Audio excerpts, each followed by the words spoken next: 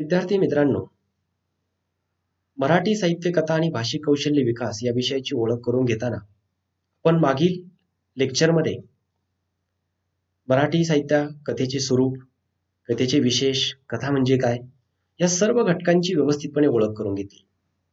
आणि जाता जाता आपण मागील लेक्चरमध्ये असं म्हटलं होतं की पुढील लेक्चरमध्ये कथेचे घटक आपण सविस्तर पाहणार आहोत. मागील लेक्चरमध्ये चर्चा करताना आपण बघितलं की कथा हा वाङ्मय प्रकार समजून घेताना आपल्याला कथेचे घटक अत्यंत व्यवस्थितपणे लक्षात येणं फार गरजेचं आहे. कारण एक वाचक म्हणून जेव्हा आपण कथा वाचतो तेव्हा ती कथा वाचताना आपल्याला व्यवस्थितपणे त्या कथेचं आकलन व्हायला पाहिजे. ती कथा चांगल्या पद्धतीने समजायला हवी. आपल्याला त्या कथेवरती जर उद्या बोलायची वेळ आली तर बोलता यायला हवं. त्या कथेवरती छोटासा मजकूर लिहून द्यायची वेळ आली तरी लिहिता यायला हवं. यासाठी आपल्याला कथेचे घटक माहीत असणं अत्यंत आवश्यक आहे. तसा कथा हा वाङ्मय प्रकार आपल्या सगळ्यांच्या परिचयाचा असला तरी कथा व्यवस्थितपणे आकलन होण्यासाठी कथेचे घटक नीट समजणं फार आवश्यक आहे. म्हणून आपण या लेक्चरमध्ये कथेचे घटक सविस्तर पाहणार आहोत. कथेचे घटक पाहताना आपण वेगवेगळ्या विषयांची ओळख करून घेणार आहोत. म्हणजे मागील लेक्चरमध्ये जेव्हा आपण पाहिलं की कथा हा वाङ्मय प्रकार आपल्याला समजण्यासाठी कथेचे घटक हे व्यवस्थितपणे आकलन व्हायला हवेत. आता कथेच्या घटकांकडे आपण ज्यावेळेस पाहतो त्यावेळेस कथेमध्ये एकूण आपल्याला 6 घटक दिसून येतात. त्याच्यामध्ये कथानक आहे, व्यक्तिचित्रण आहे, वातावरण आहे, लेखकाचा दृष्टिकोन आहे, निवेदन आहे, भाषा आहे. या सगळ्या घटकांची आपण या लेक्चरमध्ये सविस्तर ओळख करून घेणार आहोत. अगदी काही ठिकाणी आपण उदाहरण सुद्धा पाहणार आहोत. सुरुवातीला आपण आता जाऊयात कथेच्या पहिल्या घटकाकडे, ज्याचं नाव आहे कथानक. कथानक हा शब्द तुम्ही वारंवार कुठे ना कुठेतरी ऐकला असेल. फक्त कथेशीच निगडीत नाही, कादंबरीमध्ये सुद्धा कथानक असतं. तुम्ही टीव्हीवरची एखादी मालिका पाहता, सिरियल पाहता, तिथे सुद्धा त्या मालिकेमध्ये कथानक असतं. एखादा सिनेमा तुम्ही जेव्हा पाहता तेव्हा तिथे सुद्धा कथानक असतं. म्हणजे हा शब्द आपल्या परिचयाचा आहे. परंतु कथेतलं कथानक म्हणजे नेमकं काय? कथेतलं कथानक नेमकं काय काम करतं? कथानक कोणत्या हेतूने लेखक कशा पद्धतीने त्या कथेमध्ये त्याची गुंफण करतो हे आपण आता इथे समजून घेणार आहोत. तर कथानक हा कथेचा एक मुख्य घटक आहे, हे सुरुवातीला तुम्ही सगळ्यांनी लक्षात ठेवायला हवं. कथेमध्ये कल्पित आणि वास्तव असं विश्व निर्माण होत असतं. म्हणजे लेखक ज्यावेळेस लिहित असतो त्यावेळेस कल्पित आणि वास्तव अशा दोन्हींचंही मिश्रण त्याच्या लेखनात असतं. विशेष करून कथेत आणि कादंबरीत हे असतंच, हे आपल्याला लक्षात यायला हवं. आता कल्पित आणि वास्तव हे विश्व निर्माण होत असताना विशिष्ट पद्धतीने ते लेखक कथन करत असतो. कथेमध्ये गोष्टींमध्ये घटना प्रसंग हे कालानुक्रमे सांगितलेले असतात. तर कथेतील घटना प्रसंग हे कालानुक्रमाबरोबर एक वेगळ्या प्रकारचं कार्यवाहकाचं काम करत असतात. म्हणून कालानुक्रम आणि कार्यकारण भावाने घटना प्रसंगाची केलेली गुंफण, त्यातून आपल्याला यालाच आपण कथानक असं म्हणतो. तर कथानक हे ज्यावेळेस कथेमध्ये काम करतं त्यावेळेस ते काय करतं, तर वेगवेगळ्या ज्या कथेमध्ये आलेल्या गोष्टी आहेत, घटना आहेत, प्रसंग आहेत, हे कालानुक्रमे सांगण्याचं काम कथानक करत असतं. कारण कथेतील घटना आणि प्रसंग हे कालानुक्रमाबरोबर एक संक्रमण करत असतात. संक्रमण म्हणजे ज्याला काय म्हणतो, त्याची एक गुंफण केलेली असते. त्याच्यामध्ये एक सातत्यपूर्णता आपल्याला दिसून येते. आणि म्हणून ज्यावेळेस तुम्ही कथा वाचायला प्रारंभ करता, कथा वाचत वाचत जसजसे पुढे सरकता तसतसं तुम्हाला त्या कथेतलं कथानक हळूहळू उलगडत जायला लागतं, लक्षात यायला लागतं. आणि म्हणून कथानकाचा जो भाग असतो तो व्यवस्थितपणे आपल्याला समजला पाहिजे. तो व्यवस्थितपणे आपण समजून घेण्याचा प्रयत्न केला पाहिजे. कारण कथानक जर आपल्याला नीटसं कळलंच नाही तर आपल्याला ती कथा व्यवस्थितपणे आकलनच होणार नाही. आता उदाहरणार्थ आपण बघूयात की नेमकं एखाद्या कथेतलं कथानक जर समजून घ्यायचं असेल तर नेमकं काय बाबा त्या कथेतलं कथानक. तर तुम्हाला अभ्यासक्रमामध्ये असलेली एक उठावन नावाची कथा आहे, ज्याचे लेखक आहे सदानंद देशमुख. या कथेमध्ये लेखकाने मराठवाडा आणि विदर्भ या परिसरातील कापूस पिकवणाऱ्या शेतकऱ्याची व्यथा अत्यंत हृदयशील, संवेदनशील मनाने चित्रित केलेली आहे. ती कथा जेव्हा आपण वाचतो तेव्हा कापूस पिकवणाऱ्या शेतकऱ्यांचे जे काही कष्ट आहेत, त्यांचे जे वेदना आहेत, त्यांच्या पुढच्या ज्या समस्या आहेत, प्रश्न आहेत, या सगळ्या गोष्टींबद्दल आपल्याला व्यवस्थितपणे समजायला सुरुवात होते. कारण हा विषय आपल्यासाठी नवीन आहे. आपण ज्या भागात राहत असतो, आपण ज्या वातावरणात वाढत असतो, तेथील वेगवेगळ्या गोष्टींचा संस्कार आपल्यावर होत असतो. परंतु जेव्हा आपण आपल्या पलीकडे पाहतो त्यावेळेस खूप प्रश्न आणि समस्या बदललेल्या असतात. जेव्हा ही कथा तुम्ही वाचायला घेता त्यावेळेस आता हे शेतकरी, कापूस पिकवणाऱ्या शेतकऱ्याची व्यथा मी तुम्हाला असं म्हणालो. म्हणजेच याचा अर्थ काय झाला? हे या कथेचं कथानक आहे. कापूस पिकविणाऱ्या शेतकऱ्याची व्यथा, त्याचा संघर्ष, हे या गोष्टीचं कथानक.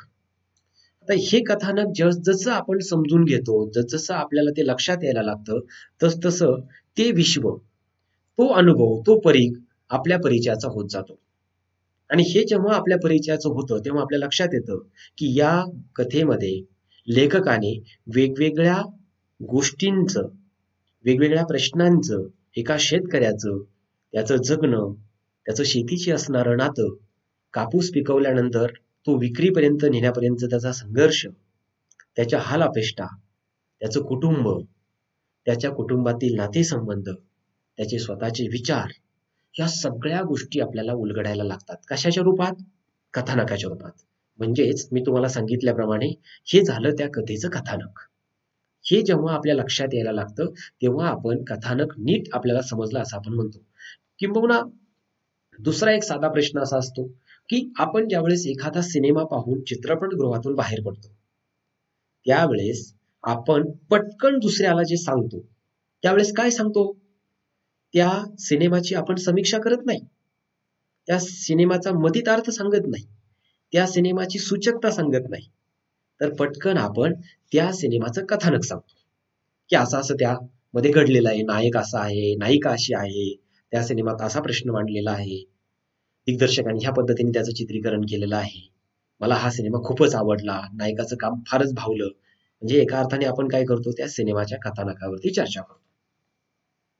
एखादं पुस्तक तुम्ही वाचलं, पुस्तक वाचल्यानंतर तुम्हाला खूप आनंद झालेला असतो, तुम्ही भारावलेला असता, त्या पुस्तकाच्या लेखका जे आशय आहेत त्यांनी प्रभावित झालेला असता आणि तुम्हाला असं वाटतं की हे पुस्तक आपण दुसऱ्याला कधी वाचायला देऊ किंवा दुसऱ्याला या पुस्तकाबद्दल कसं किती पटकन सांगूयात. आणि जेव्हा तुम्हाला तुमचा मित्र, तुमचे जवळचे वाचक मित्र भेटतात आणि तुम्ही त्याला त्या पुस्तकाबद्दल सांगता तेव्हा काय सांगता बरं? तुम्ही त्या पुस्तकाचं एका अर्थाने कथानकच सांगता. म्हणजेच एका अर्थाने कथानक हे आपल्यावरती एक चांगल्या प्रकारचा प्रभाव टाकत असतं. हा कथेचा एक मुख्य घटक असतो आणि तो मुख्य घटकच कथेच्या एकूण भावविश्वामध्ये महत्वाचं काम करत असतो. तर हे झालं कथानक. कालानुक्रमामध्ये म्हणजे कथेतील घटना प्रसंग हे कालानुक्रमाबरोबर व्यवस्थितपणे वहान करण्याचं काम किंवा गुंफण्याचं काम कथानक करत असतं. आणि म्हणूनच कथानकाला कथेमध्ये एक विशेष असा खूप चांगल्या प्रकारचा अर्थ आहे आणि म्हणूनच कथानक हे आपण समजून घेण्याचा प्रयत्न केला पाहिजे. आता आपण पुढील घटकाकडे जाऊयात. कथेमधला अत्यंत महत्वाचा घटक आहे व्यक्तिचित्रण.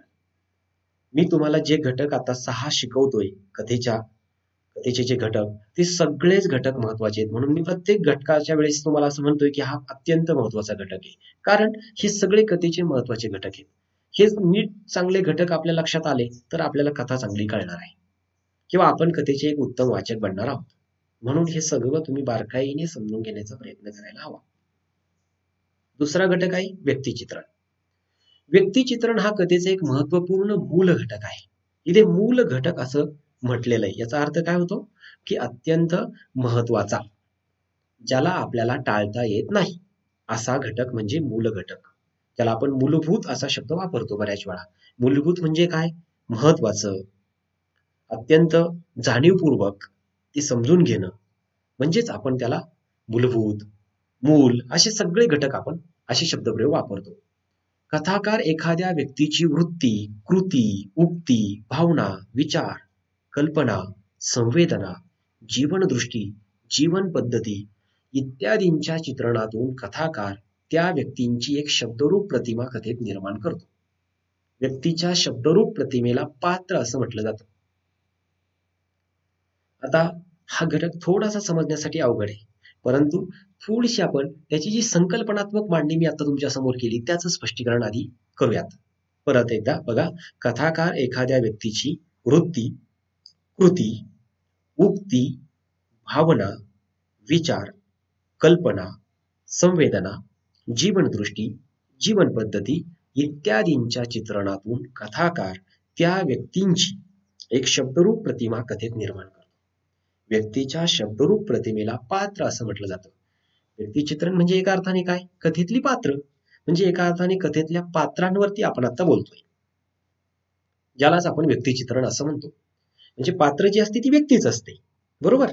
आणि त्या व्यक्तीबद्दल ज्यावेळेस लेखक कथेमध्ये लिहितो त्यावेळेस त्या व्यक्तीचं काय करतो? चित्रण करतो. म्हणून व्यक्तिचित्रण. लक्षात आलं? हा. तर व्यक्तिचित्रण ज्यावेळेस कथेमध्ये येतं, म्हणजे आता तुम्हाला समजण्यासाठी मी पात्र असा शब्द वापरतो. ज्यावेळेस कथेमध्ये लेखक पात्र घेतो किंवा पात्र निवडतो आणि ते कथेतलं पात्र वेगवेगळ्या प्रकारे आपल्याशी संवाद साधत असतं. ते कथेत जेवढं वेगवेगळ्या ठिकाणी वावरतं त्याच्या वावरामध्ये त्याच्या तोंडी अनेक वेगवेगळ्या प्रकारचे संवाद असतात. त्या पात्राचे त्या कथेतल्या व्यक्तींशी वेगवेगळ्या प्रकारचे नातेसंबंध असतात. म्हणजे ते पात्र घेण्यापाठीमागे लेखकाचा त्या पात्राच्या पाठीमागे काही एक विशिष्ट असा दृष्टिकोन असतो. म्हणून आपण काय म्हटलं? कथाकार एखाद्या व्यक्तीची वृत्ती म्हणजे त्याची जी वृत्ती आहे, त्याची जी विचार करण्याची पद्धत आहे, वागण्याची पद्धत आहे, त्याला आपण वृत्ती म्हणतो. कृती म्हणजे काय?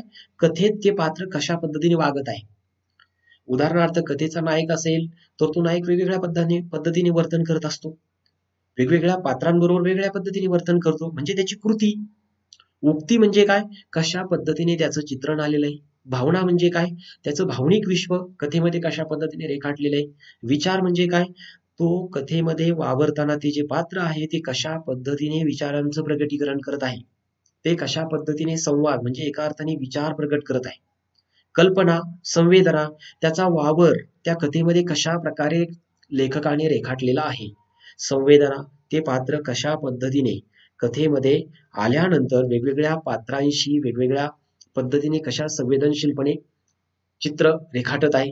जीवनदृष्टी, त्या पात्राच्या तोंडून लेखक काही एक जीवनदृष्टी, काही एक संदेश आपल्याला देण्याचा प्रयत्न करतोय का. जीवन पद्धती, त्या पात्राची काही एक जीवन पद्धती लेखकाने रेखाटलेली का. ह्या सगळ्या गोष्टी बारकाईने आपल्याला त्या पात्राच्या रूपात कथा वाचताना समजून घ्याव्या लागतात.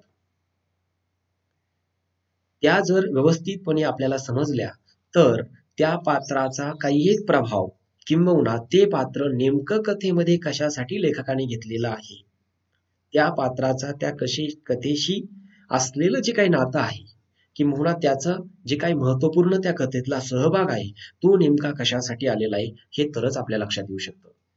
पहिल्या भागात आपण कथानक बघितलं. कथानक पटकन आपल्या लक्षात येतं की ही कथा कशाविषयी चर्चा करते, काय सांगण्याचा प्रयत्न करते. पण कथेतलं कथानक समजल्यानंतर कथेत आलेली जी पात्र आहेत ती पात्र नेमकी काय म्हणून कथेत आलेली आहेत, त्यांचा महत्वाचा नेमका सहभाग कथेमध्ये कशासाठी आहे हेही समजणं तितकंच महत्वाचं आहे. आणि ते जर आपल्या लक्षात आलं नाही तर आपला कथा वाचताना गोंधळ होईल, कारण मग आपल्याला पात्रांबद्दलचं नीट साकलच होणार नाही. आता इथे पण आपण एक उदाहरण बघणार आहोत हा घटक आपल्याला व्यवस्थित समजण्यासाठी.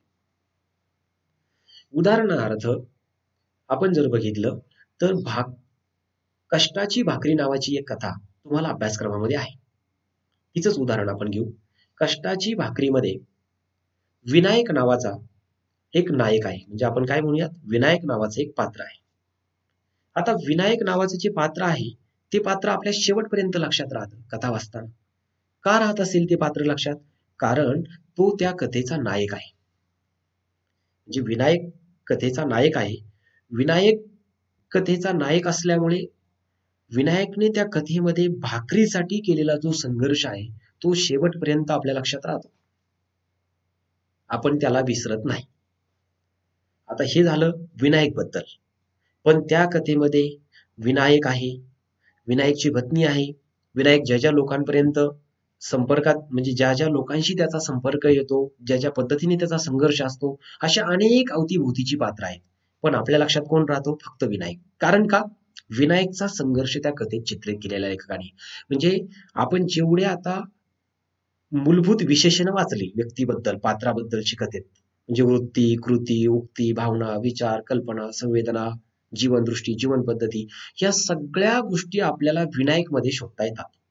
आणि ज्यावेळेस या सगळ्या गोष्टी आपण विनायक मध्ये शोधण्याचा प्रयत्न करतो, त्यावेळेस त्या कथेतल्या पात्राचं आपल्याला व्यवस्थितपणे आकलन झालेलं असतं. याला आता ह्या कथेमध्ये पात्र कमी आहेत, कारण विनायक ह्या एकाच पात्रावरती भर देऊन लेखकाने ही कथा खूप चांगल्या पद्धतीने रंगवलेली आहे आपल्या समोर. आणि आशय गर्भ अशी ही कथा आहे, आपल्याला प्रभावित करून जाणारी. पण याला दुसरं उदाहरण आपण बघूया, ज्या कथेमध्ये खूप पात्र आहेत. जिथे जास्त पात्र असतात तिथे कधी कधी वाचकाचा गोंधळ होतो, समजायला अवघड जातं. आता उदाहरणार्थ त्याला दुसरी कथा आहे, ती आहे वापसी नावाची. अभिराम भडकमकर त्यांची ती कथा आहे. ती कथा ज्यावेळेस आपण वाचतो, म्हणजे ह्याच तुमच्याच कथा संग्रहातली ती कथा आहे अभ्यासक्रमातल्या. मी मुद्दामून तुम्हाला तीच उदाहरणं का देतो? कारण त्या कथांची नावं, त्या कथांचे लेखक, त्या कथांचा आशय, कथानक, पात्र, हे सगळं तुम्हाला लक्षात ठेवायचंय. केवळ परीक्षेसाठी नाही, तर चांगला कथेचा वाचक बनण्यासाठी, भविष्यात चांगला कथेचा समीक्षक होण्यासाठी हे तुम्हाला बारकाईने करणं गरजेचं आहे. तर त्या कथेमध्ये काय होतं? वापसी नावाच्या कथेमध्ये सलीम नावाचा नायक आहे, म्हणजे सलीम नावाचं मुख्य पात्र आहे त्या कथेतलं. आणि त्याच्या अवतीभोवती सलीमचे भावंड आहेत, म्हणजे सरफराज आहे, त्यानंतर शब्बो नावाची त्याची बहीण आहे, अशी अनेक पात्र आहेत. अम्मी नावे त्याच्या आईचं, ती आहे. या सगळ्या पात्रांच्या भोवती ती कथा गुंफलेली आहे. परंतु ही सगळी कथा वाचताना आपल्याला सलीमच लक्षात राहतो. कारण का? सलीमचा आयुष्याचा एक पट, म्हणजे सुरुवातीपासून वयाची 40 पर्यंत त्याचं जे काही जगण्यासाठी केलेला त्याने संघर्ष आहे, आयुष्यात त्याला काहीतरी मिळवायचे त्याच्यासाठी केलेली धडपड, त्याला मुंबईमध्ये गेल्यानंतर स्वतःला एक स्वतंत्र ओळख निर्माण करायची त्याच्यासाठी केलेली धडपड, हा सगळा संघर्ष लेखक चित्रित करतो. आणि आपण ती कथा वाचताना सलीम आपल्या लक्षात राहतो. म्हणजे एका अर्थाने काय केलंय इथं लेखकाने, की ते जे पात्र आहे सलीम नावाचं, त्या पात्राशी निगडीत लेखकाने वेगवेगळ्या गोष्टी या कथेत मांडलेल्या आहेत. आणि म्हणून हा कथेचा एक महत्वपूर्ण मूल घटक आहे, की जेणेकरून प्रत्येक पात्राबद्दल ज्यावेळेस आपल्याला व्यवस्थितपणे लक्षात राहतं, ते पात्र आपल्या मनात घर करून राहतं. म्हणजे पूर्वी असं म्हणायचे, पु ल देशपांडेंचा हा व्यक्ती आणि वल्ली मधला जो पात्र आहे, ती आमच्या मनामध्ये आजही घर करून आहेत. व्यंकटेश माडगुळकरांमधल्या बनगरवाडीतला जो मास्तर आहे, तो अजूनही आमच्या मनात आहे, असे पूर्वी लोक म्हणायचे वाचन केल्यानंतर, वाचनाने प्रभावित झाल्यानंतर. अलीकडे सुद्धा आपण जेव्हा एखादा सिनेमा पाहतो, एखादं चांगलं उत्तम पुस्तक वाचतो, तेव्हा त्यातल्या काही पात्रांची नावं सांगतो. अरे शा, खूप भन्नाट हा माणूस होता त्या कथेतला, सिनेमातला तो नायक फारच मला आवडला, सिनेमातलं ते पात्र मला तर खूप आत्ताही प्रभावित करते. अशा अनेक गोष्टींवर आपण बोलत असतो. म्हणून पात्र, ते पात्राच्या पार्श्वभूमी, ते पात्र कशासाठी त्या कथेत आले, हे सगळ्या गोष्टी आपल्याला नीटशा समजल्या तर ती कथा उत्तम प्रकारे आपल्याला समजायला मदत होते. आता पुढे जाऊयात. पुढे आहे वातावरण. हा कथेतला अत्यंत चांगला आणि समजायला अतिशय सोपा असा घटक. कारण वातावरण हा शब्द आपण खूपदा ऐकलेला आहे, परंतु नैसर्गिक वातावरण नव्हे. कथेशी निगडीत आपल्याला वातावरण शब्द समजून घ्यायचा आहे. हा म्हणजे तुम्ही म्हणाल बाहेर छान वातावरण आहे, पाऊस पडायला सुरुवात झालेली आहे, थोडंसं ऊन पडलेलं आहे, या अनुषंगाने आपल्याला पाहायचं नाही, तर कथेतल्या वातावरणाच्या अनुषंगाने आपल्याला हा घटक समजून घ्यायचा आहे. तर बघा, कथा ही एका विशिष्ट स्थल कालाच्या चौकटीत, एका विशिष्ट भौगोलिक तसेच सामाजिक सांस्कृतिक परिसरात घडत असते. या बरोबरीने कथेतून एखादी भाववृत्ती प्रगट होत असते. या सर्व घटकांतून कथेतील वातावरण तयार होते. वातावरण हाही कथेचा मूल घटक होय. मूल घटक म्हणजे परत काय म्हटलं आपण, मूलभूत शब्दावरती आपण जोर देतोय. मूल घटक म्हणजे काय? न टाळता येणारा, समजूनच घ्यावा असा घटक. कथेचे सगळेच घटक आपले मूल घटक आहेत, ते आपल्याला समजायलाच पाहिजेत, त्याला पर्याय नाही. तर कथा ही एका विशिष्ट स्थलकालाच्या चौकटीत, एका विशिष्ट भौगोलिक तसेच सामाजिक सांस्कृतिक परिसरात घडत असते. मी तुम्हाला म्हणालो, तुम्हाला अभ्यासासाठी लावलेल्या ज्या कथा आहेत त्या ग्रामीण आहेत, आदिवासी आहेत, स्त्रीवादी आहेत, दलित आहेत, ह्या वेगवेगळ्या प्रवाहांमधील ह्या कथा आहेत. त्याचं कारण का? कारण त्या विशिष्ट वातावरणात, विशिष्ट परिसरात घडलेल्या कथा आहेत. आणि त्या कथा ज्यावेळेस तुमच्या समोर येतात त्यावेळेस त्या वेगवेगळ्या कथांतलं वातावरण तुम्हाला समजतं. आता उदाहरणार्थ आपण बघूयात, तुम्हालाच अभ्यासक्रमामध्ये लावलेली जी कथा आहे बाजा नावाची, उषा किरण अत्राम हे त्या कथेच्या लेखक आहेत आणि बाजा हाच त्या कथेचा नायक आहे. म्हणजे एका अर्थाने त्या बाजा हे त्या कथेतलं मुख्य पात्र आहे. म्हणजेच एका अर्थाने मला इथं काय म्हणायचंय की ज्यावेळेस बाजा ही कथा आपण वाचायला लागतो त्यावेळेस आदिवासी भागातील असलेलं जे काही एकूणच संस्कृतीत पूर्ण वातावरण आहे, तिथील भाषा, तिथील वेठबिगार पद्धत, तिथल्या लोकांचं राहणीमान, तिथल्या लोकांचा शेतीतला संघर्ष, तिथली सावकारशाही, तिथलं शिक्षण, शिक्षणासाठी होणारा संघर्ष, कौटुंबिक हालापेष्टा, लोकांच्या रूढी परंपरा याच्यावरती असलेला विश्वास, श्रद्धा अंधश्रद्धा, या सगळ्या वातावरणातून ती कथा जन्म घेते. म्हणजे उषा किरण अत्राम ज्या वेळेस या सगळ्या वातावरणाला आपल्या समोर उभं करतात आणि त्याच्यामध्ये बाजा ही व्यक्तिरेखा जेव्हा आपल्या समोर येते तेव्हा आपण वेगळ्या एका विषयाचं, वेगळ्या एका भावविश्वाचं आकलन करून घेत असतो. म्हणून कथेतलं जे वातावरण आहे ते सुद्धा आपल्या लक्षात यायला पाहिजे की नेमकं वातावरण काय आहे. उदाहरणार्थ परत आपण जाऊयात सदानंद देशमुखांच्या कथेकडे. उठावनमध्ये शेतकऱ्याच्या व्यथेचं चित्रण आलेलं आहे. हे सगळं जे विश्व आहे हे वेगवेगळ्या वातावरणातून त्या कथेत आलेलं असतं आणि ते आपल्याला समजूनच घ्यावं लागतं, त्याला पर्याय नसतो. हे वातावरण जर आपल्या लक्षात आलं तर आपल्याला पटकन त्या कथेतला आशय, त्या कथेतलं कथानक, तेथील भाषा या गोष्टींची ओळख पटकन होते आणि म्हणून त्या कथेतलं वातावरण आपल्याला समजून घ्यावं लागतं. आता उदाहरण आपल्याला पाहणं आवश्यक आहे. वातावरणाशी निगडीत एक उदाहरण आपण बघूयात, म्हणजे तुम्हाला पटकन लक्षात येईल की कथेतलं वातावरण कसं समजून घ्यायचं असतं. आता आपण उदाहरणासाठी जाऊयात लाल चिखल ही जी भास्कर चंदनशिवांची कथा आहे त्या कथेचं उदाहरण या ठिकाणी आपण घेऊ. तर लाल चिखल ही भास्कर चंदनशिवांनी जी कथा रेखाटलेली आहे या कथेमध्ये बापू नावाचं जे पात्र आहे किंवा आबा नावाचं जे पात्र आहे, माई नावाचं जे पात्र आहे, हे पात्र ज्या पद्धतीने लेखकाने रेखाटलेलं आहे, ही कथा कुठे घडते, कोणत्या वातावरणात घडते, तर ग्रामीण भागातल्या खेडेगावातला जो तुम्हाला माहिती असेल जिथे आपण भाजीपाला विकायला जातो, भाजी विक्रेते ज्या ठिकाणी बसलेले असतात आणि आपण भाजीपाला खरेदी करण्यासाठी ज्या ठिकाणी जात असतो अशा बाजार तळातल्या वातावरणात घडताना दिसते. म्हणजे जिथे आठवडे बाजार असतात, ज्या गावातले आठवडे बाजार असतात त्या आठवडे बाजारातलं वर्णन या कथेमध्ये आलेलं आहे. म्हणजे कोणतं वातावरण आहे उदाहरणार्थ या कथेमध्ये? आपल्या गावात जो आठवडा बाजार असतो त्या बाजारामध्ये तुम्ही पाहिलं असेल वेगवेगळ्या प्रकारच्या गोष्टी असतात. म्हणजे भाजी विक्रेते बसलेले असतात, भाजी घ्यायला आलेले लोक असतात, काही लोक फिरण्यासाठी आलेले असतात, काही लोक माल खरेदी करण्यासाठी आलेले असतात. अशी वेगवेगळ्या प्रकारचे वातावरण असतं. म्हणजे उदाहरणार्थ काही लोक मोठ्याने आपला माल खपावा म्हणून ओरडत असतात. असं सगळं काही असतं आणि हे सगळं आपण बाजारातलं भविष्य पाहतो, ते वातावरण या कथेमध्ये आलेलं आहे. आता हे वातावरण आपण आपल्या लक्षात आलं, डोळ्यासमोर आलं की कथा समजायला आपल्याला मदत होते. अशा पद्धतीने आपल्याला कथा वातावरण या घटकातून समजून घ्यावी लागते. पुढे जाऊयात. लेखकाचा दृष्टिकोन हाही अत्यंत चांगला आणि मूल घटक होय. पुन्हा आपण मूलघट या शब्दावरती जोर देऊयात. म्हणजे हाही घटक आपल्याला व्यवस्थितपणेच लक्षात यायला हवं. कथा निर्मितीमध्ये लेखकाचा दृष्टिकोन या घटकाला महत्व असतं. कथेतील घटनांमागे पात्रांचे विविध प्रकारचे हेतू दडलेले असतात. या घटनांमागे लेखकाची जीवनसरणी व मूल्य प्रणाली उभी असते. कथेतील शब्दार्थमय कहाणी निवेदक पात्रांकडून सांगितली जाते आणि यातूनच त्या पात्रांच्या तोंडी एक वेगळ्या प्रकारची जीवनदृष्टी असते. या जीवनदृष्टी व कथा हेतूमागे लेखकाची एक व्यापक भूमिका दडलेली असते. प्रत्येकाचा जीवन जगायचा एक दृष्टिकोन असतो. आता तुम्ही सुद्धा सगळे लोक जे FYच्या वर्गात बसलेले आहात त्यांचा सुद्धा शिक्षणाकडे पाहण्याचा एक दृष्टिकोन आहे, समाजाकडे पाहण्याचा एक वेगळा दृष्टिकोन आहे, स्वतःकडे पाहण्याचा एक वेगळा दृष्टिकोन आहे, बरोबर? तसा लेखकाचा सुद्धा एक वेगळ्या प्रकारचा दृष्टिकोन असतो. लेखक लिहितो म्हणजे फक्त त्याला सुचलं म्हणून लिहित नाही, त्याला काहीतरी वाटतं म्हणून तो लिहित नाही, तर लेखकाचा निश्चित प्रकारचा काही एक दृष्टिकोन लिहिण्या पाठीमागे असतो. आता आपण काय पाहतोय? कथा, बरोबर?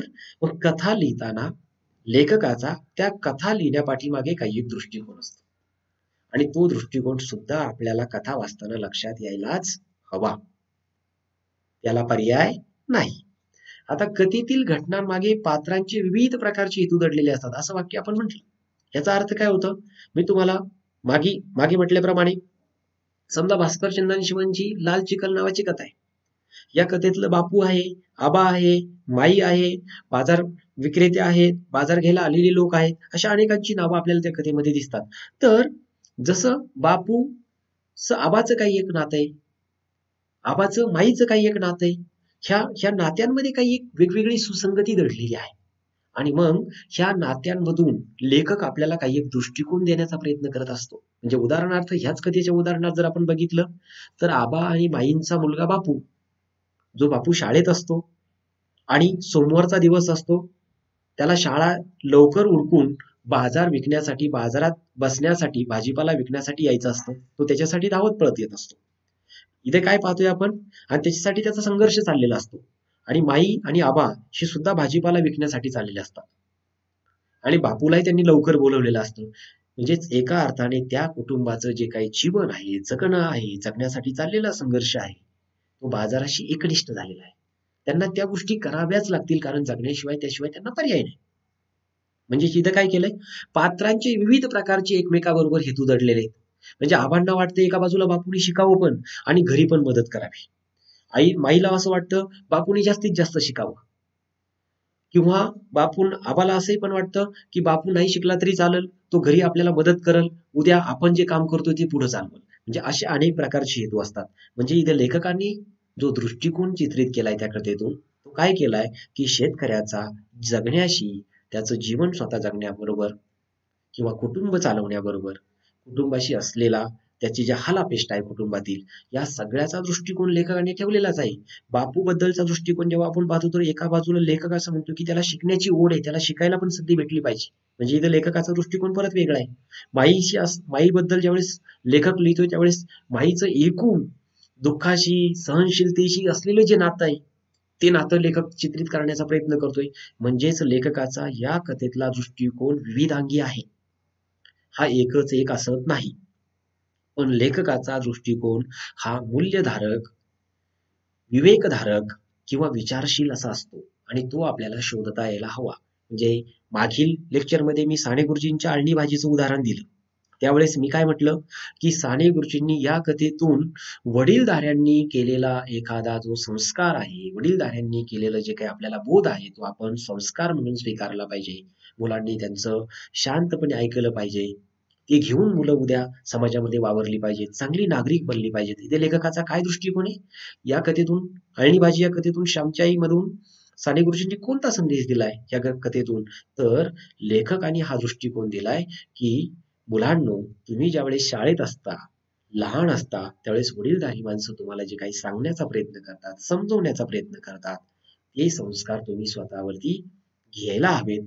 त्या संस्कारांची अंमलबजावणी करायला हवी आणि त्या पद्धतीने समाजात वागायला हवं. म्हणजे लेखकाचा दृष्टिकोन आपल्या लक्षात येऊन गेला. बरोबर?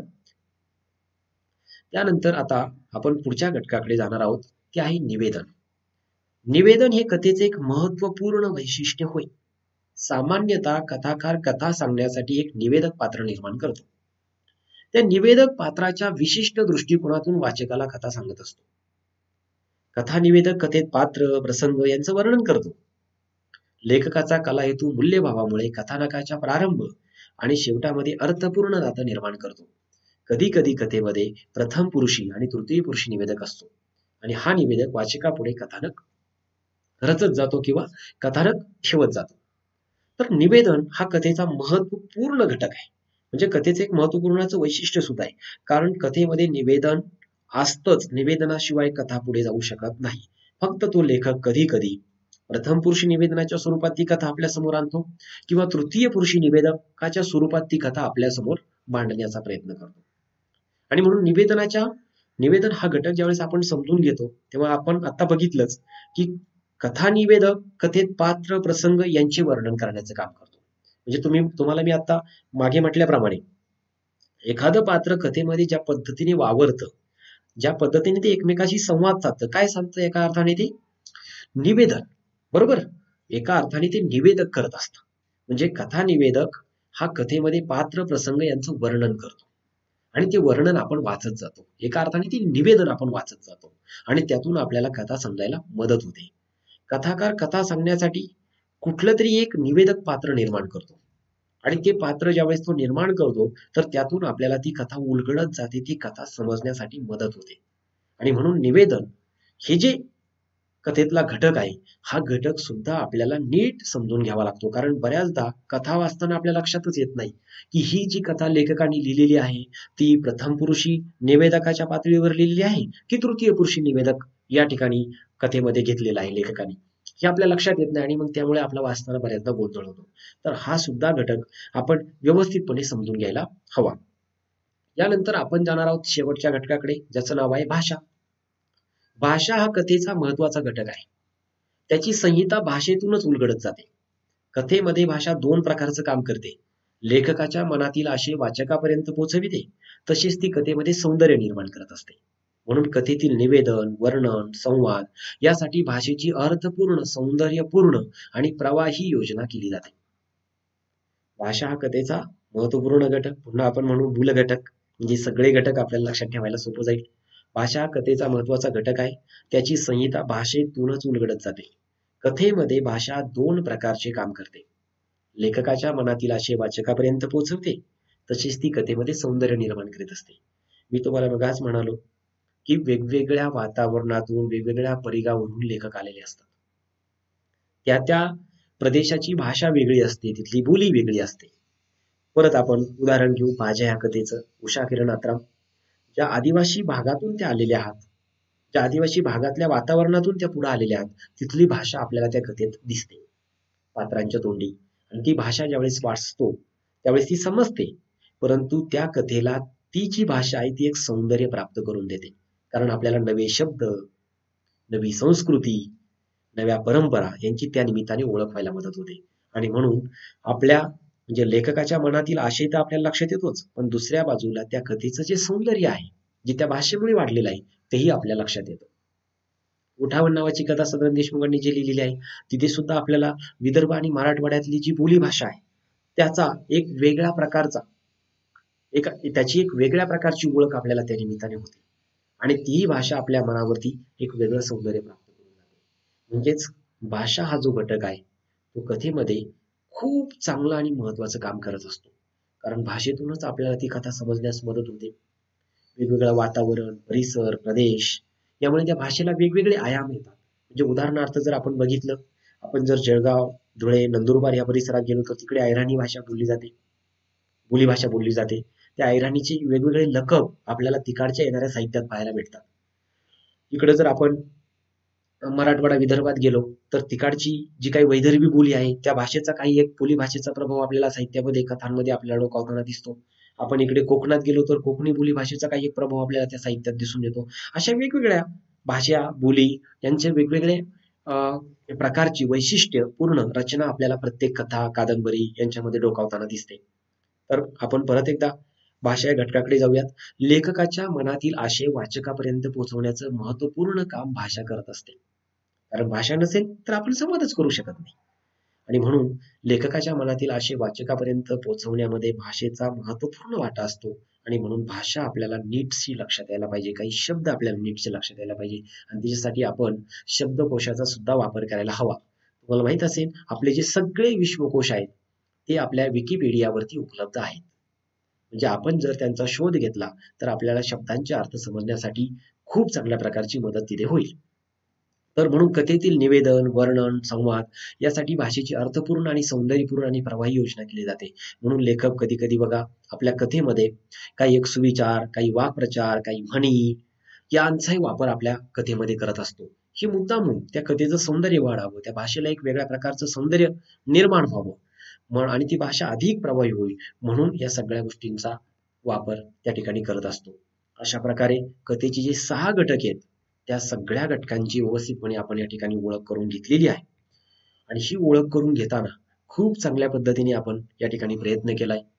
वेळोवेळी आपण कथेच्या संदर्भात चर्चा करतच राहणार आहोत. हे काय आपला एकदा आपण शिकवलं म्हणून थांबणार नाही. तुम्हाला पडणारे प्रश्न, त्या प्रश्नांवरची चर्चा हे आपण सातत्याने करणार आहोत. म्हणजे तुम्हाला कथा या वाङ्मय प्रकाराची उत्तमच ओळख या वर्षभरामध्ये व्हायला हवी, असा आग्रह मी धरणारच आहे. आणि हा आग्रह तुम्ही सुद्धा स्वतः धरला पाहिजे. पुन्हा आता आपण कथेचे जे सगळे घटक आहेत, त्या घटकांवरती एकदा नजर टाकू आणि आपण या ठिकाणी आता थांबणार आहोत. कथेचे घटक कथानक आहे, व्यक्तिचित्रण आहे, वातावरण आहे, लेखकाचा दृष्टिकोन आहे, निवेदन आहे आणि भाषा आहे. आपण बघितलं की हे सगळे जे घटक आहेत, हे सगळे घटक कथेसाठी खूप महत्वाचं काम करत असतात. किंवा किंबहुना हे घटक जर आपल्याला समजले तरच आपल्याला कथा उत्तम प्रकारे समजू शकते. आता पुढील लेक्चरमध्ये आपण कथेच्या एकूणच ज्या तुम्हाला अभ्यासक्रमामध्ये निवडलेल्या ज्या कथा आहेत, समकालीन मराठी कथा हे जे तुम्हाला पुस्तक आहे, त्या कथेमध्ये एकूण त्या पुस्तकामध्ये 9 कथा आहेत. त्या प्रत्येक कथेची व्यवस्थितपणे ओळख करून घेणार आहोत. सविस्तर त्या कथेबद्दल जाणून घेणार आहोत. आणि त्यावेळेस तुम्हाला पडलेले प्रश्न सुद्धा तुम्ही मला पाठवू शकता. त्यांची उत्तरं मी तुम्हाला उत्तम प्रकारे देण्याचा प्रयत्न करणार आहे. आता आपण या ठिकाणी थांबणार आहोत. मनपूर्वक धन्यवाद.